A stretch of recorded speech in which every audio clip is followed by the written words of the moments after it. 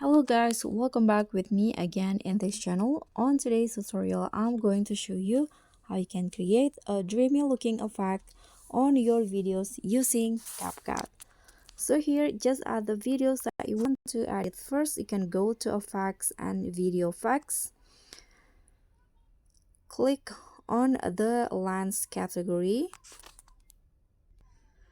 And in here, you can select the soft the soft effect first.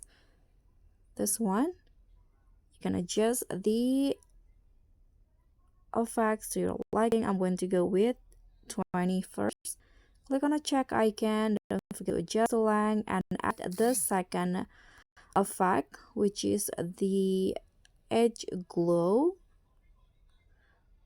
Okay, I'm going to just this one, adjust again to your liking.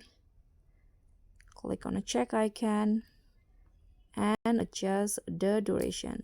And after that, you can add filters. So basically for the filters, you can add any filters that you want.